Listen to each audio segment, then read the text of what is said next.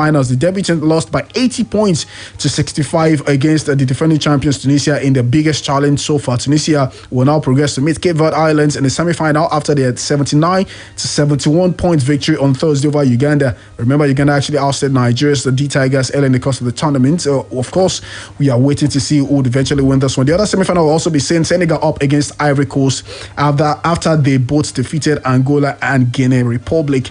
And the Guinea rather respectively. But quickly now, let's talk about the big one, the US Open, the last Grand Slam of the year, Faith. It is buzzing right there at the Flushing Meadows, the men's singles tournament. Just a couple of hours ago rather, we actually had the world number one man in the world, that's talking about Novak Djokovic rather, in action, and was able to actually get a victory over Talon Crespo in straight sets. I mean, this is perhaps a better one than we also saw for him in the opening fixture for him earlier on Tuesday. This time around, he was able to take his opponent to the cleaners, 6-2, 6-3, 6-2. Pretty much somewhat a commanding performance right there from Djokovic.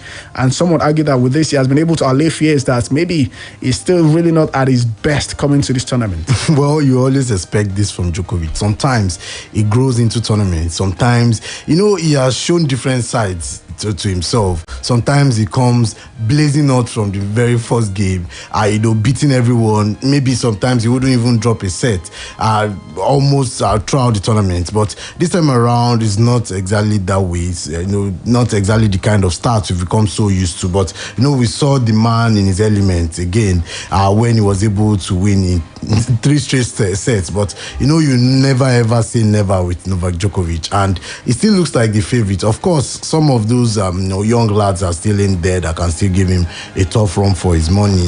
You have Diego Schwartzman is still in the tournament. Stefano Tsitsipas, Alexander Zverev as well. Zverev knocked him out in the Olympic Games and eventually won the Olympic Games. So you look at all these things and you feel that it's still giving us a tough tournament. More than many people expected, especially with all those people that missed out. Prior to the start of the tournament, we already had that the defending champion Dominic Thiem will not be there. There will not be a Federer, talking about Roger Federer and Rafael Nadal in the tournament. So people thought it would be a watered down tournament. But I must tell you, if you've been following the US Open, it's been top-notch competition right there at the Flushing Meadows. Especially from the controversies that actually greeted the day one match that between Tsitsipas and Andy Murray. Until yesterday, Murray is still really sulking on that particular defeat. I think he still released a tweet regarding that particular defeat. And of course, we seem not to really seen the end of this. But another fixture also by the course of the night saw Alexander Zverev deliver a statement performance as he cantered into the third round of the US Open with a 6-1, 6-love, 6-3 victory over Alberto Ramos Vinolas. But in the women's singles, quite a lot of results to actually talk about. Ashley Barty beat Clara Towson in straight sets yesterday, while Maria Sakkari also broke serve on 5 occasions in a 6-4, 6-2 victory over Katerina Siniakova, while Varvara Gracheva sent the 24th seed Paula Badosa Paquet with a 6-4, 6-4 victory, and Annette Kontaveit was also a 6-4, 6-1 victory over Jill Techman, amongst several other results. But quickly from the world of Formula One, George Russell actually says that he has been told where he is driving in the 2022 Formula One season, as Lewis Hamilton praised the young compatriot as an incredibly talented driver. Although there has been no announcement yet from Mercedes, but there are actually growing reports that George Russell could turn out to be the replacement for Valtteri Bottas at Mercedes from next season. As we are also hearing that Bottas is in line to replace Kimi Raikkonen, who announced on Wednesday night that he's retiring at the end of the year. Kimi Raikkonen, what a man, what a driver. Finally, he is set to bow out from the world of Formula One, and hopefully he would actually have a befitting farewell in his last race. But later this weekend, we've got the Dutch Grand Prix coming up, and indeed, Max Verstappen has urged home fans right there not to boo. To actually try to respect Lewis Hamilton, and of course urged his title rival Hamilton not to also respond to any of the boos by actually going to the race, to the circuit rather, to deliver somewhat a resounding performance. And we are waiting to see who would eventually get to win this one. Remember, in the last few races, Hamilton has been subjected to a massive boo right there from fans. aftermath of the clash that actually happened between him and Max Verstappen right there a couple of races ago. But this is actually the Dutch Grand Prix. It is the home country of Verstappen. We wait to see how Hamilton will be able to actually navigate himself through the baptism of fire and bulls right there awaiting right there at the Dutch Grand Prix coming up later this weekend. Switching now, let's talk about football.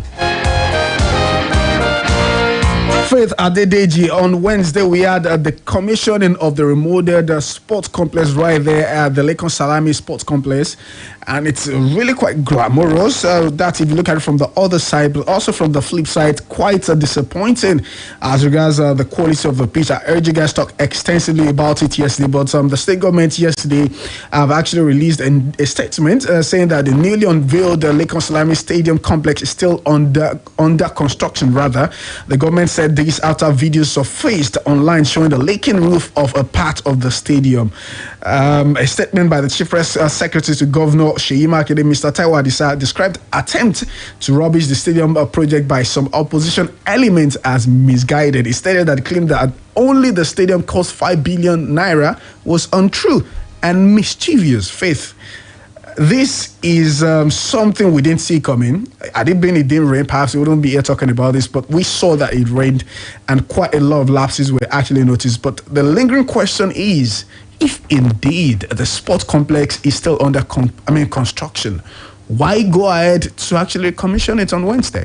Everything in the statement by the Chief Press Secretary were those things we actually talked about yesterday. We actually, explained those angles. But, I think the only rush, the reason why the commissioning was rushed was they were trying to stay true to the timeline given at the start of the whole remodeling. They said this. But it's not as if people actually cared about the timeline. And that is something, maybe that's where tax should be coming in, a little bit of, tactics and all that, being able to manage the situation well. When you've noticed that this thing is not yet completed, you shouldn't go ahead with it. But, that we don't have to focus too much on the negatives. I think the positives still outweigh the negatives for me, looking at how glamorous it was, looking at the kind of attention our Oyo State Sports is getting right now. And the fact is, this thing has not been fully handed over by the contractors working on it. So, there's still time for them to correct all those things. And like I said on Sports Bank yesterday,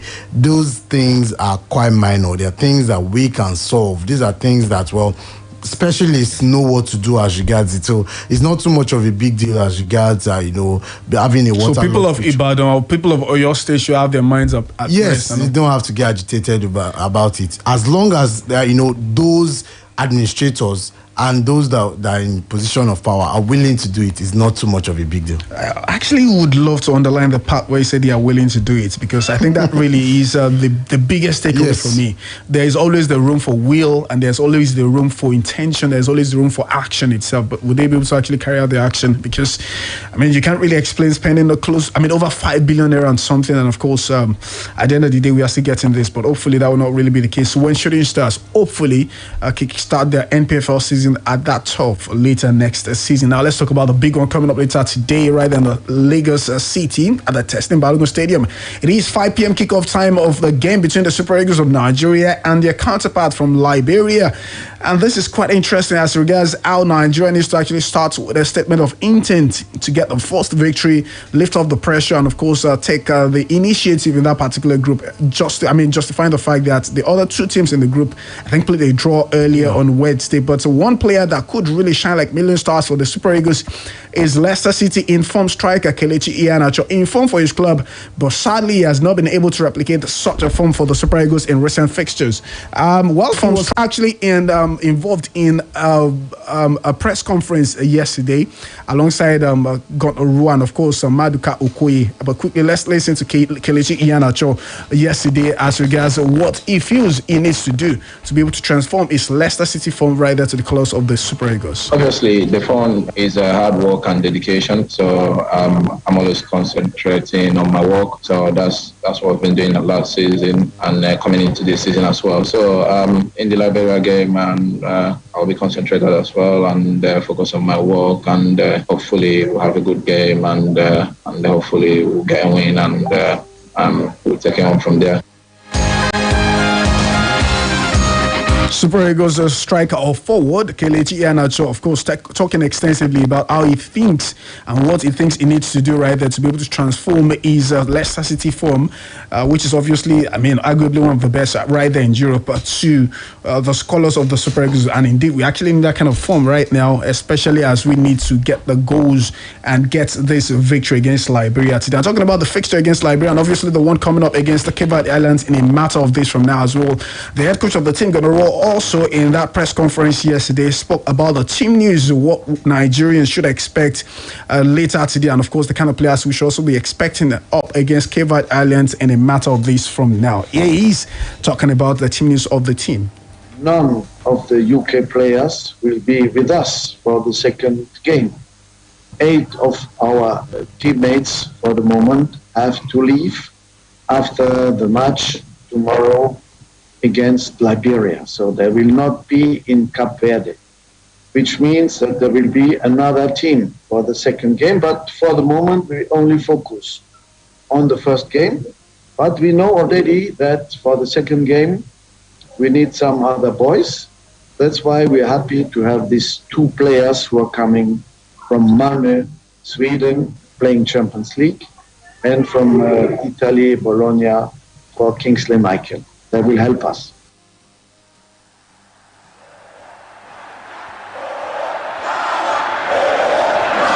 No matter the stage, there's still room for greatness.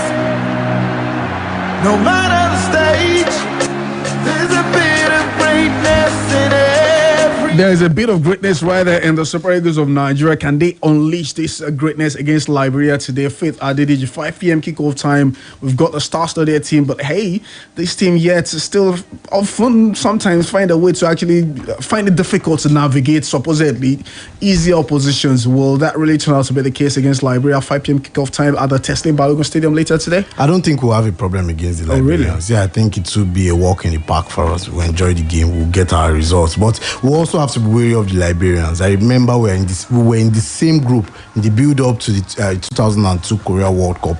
And they defeated us in one of the 2 legs. They defeated us when we went to Liberia. They won us 2-1. But when we came back to Nigeria, I remember Ronke Giwa scoring, and then we won 2-0 in the second leg. Victor Agali also scored in that game. So the Liberians nearly qualified for the World Cup. We edged them by just 1 point. So I believe General knows these things. He knows that they could have that potential edge to their game. But then I think this current Liberian squad shouldn't give the Super Eagles any form of problem, especially in front of the Lagos fans. Well, when you have George Weah as the president of Liberia, the only African man to have won the FIFA Player of the Year, you would obviously expect a bit of improvement in their football stories. The president won't play the game. I'm not saying he would, but for someone that is quite knowledgeable in the game of football, you'd expect there is a bit of improvement in their football stories. I hope Super Eagles today will not be another subject to really grate their improvements, and of course, Lagos fans will come out en masse to really support the green colours of Nigeria. Yesterday, we've got loads of fixtures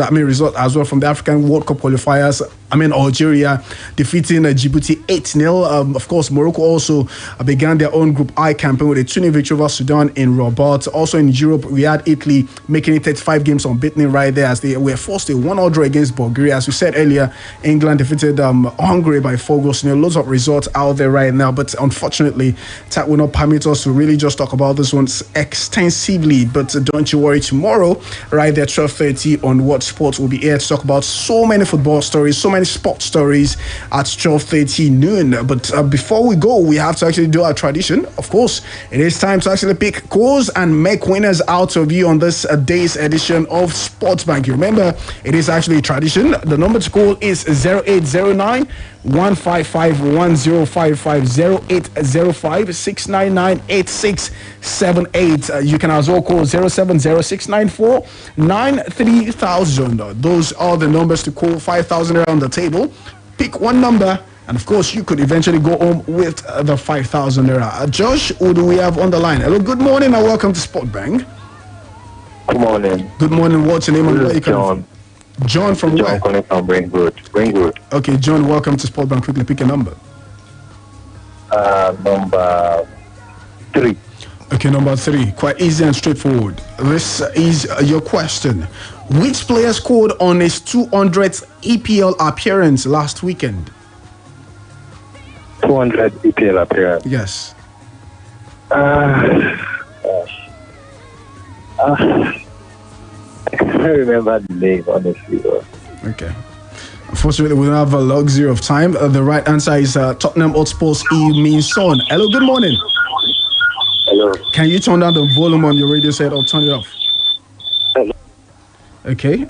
The audience, I mean, the MBS is not good enough. Hello, good morning. Good morning. Yeah, this is Ayodele Latif. Ayodele Latif, you're a serial winner, aren't you? So quickly, did you pick a number? Number 2. Okay, number 2. Number 2 says, okay, who knocked out Kamila Giorgi in the women's singles of the ongoing US Open? Ashley Barty. Ashley Barty. That is not the right answer. I'm sorry. The right answer is Simona Halep. Unfortunately, do we still have the luxury of time to pick one more? Okay, one last call, and we wrap things up. Hello, good morning. Hello, good morning. Good morning. What's your name and where are you calling from? Shitu Toyib calling from Europe. Shitu Toyib. It's been a while. Yes, long time. All right, quickly pick a number. Number 4. Okay, number 4.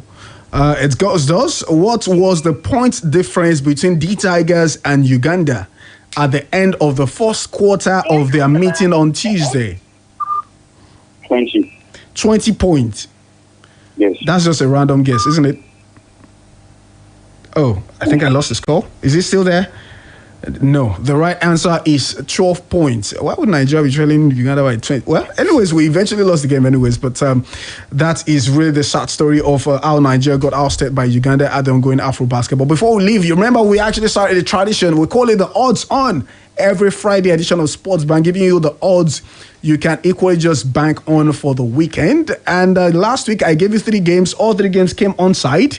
Sadly, Fitz dropped 3 games. Only 2 came onside. Sadly for you, But bro. someone made money from that. He played draw no bet for the 3rd game. Oh, congratulations. I'm quite sure I also have a lot of testimonies, but unfortunately, I haven't gotten any of them. But quickly, let's go for the weekend as well. Do you have your games ready? Yeah, quickly. Maybe you would play tennis if you're interested in playing tennis this weekend. So, just play Medvedev, Dan Evans, Tsitsipas, Diego Schwartzman to win 1 set in their game, at least 1 set. Then, if you want to go into football, Nigeria against Liberia, a straight win. And then, if you are doubting, you could decide to play draw no bet for that one. Tunisia against Equatorial Guinea, Tunisia straight win. Interesting. Okay, my games for the weekend, you can as well take this down.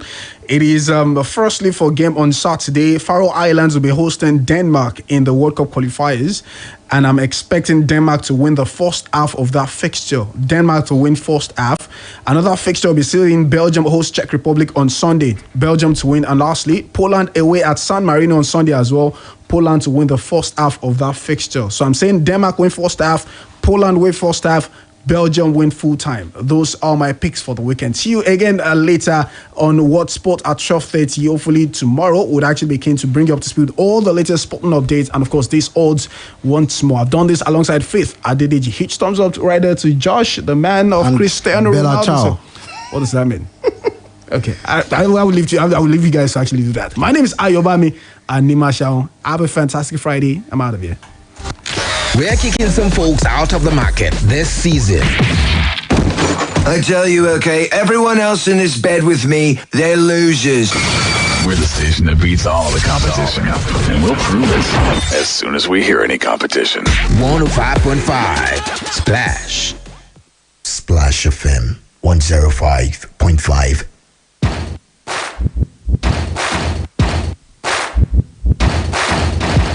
Admission. Did you participate in the last UTME with good results? Or do you have diploma certificate, NCE, JUPEP, IJMB or professional certificates? You can pursue your degree in law, applied sciences, arts, management and social sciences at Koladaisi University, Ibadan, Oyo State, with 5 relevant O-level credits and your UCME 2021-2022 JAMB score at affordable tuition fees payable in installments. Call or WhatsApp 08084 301409 070379535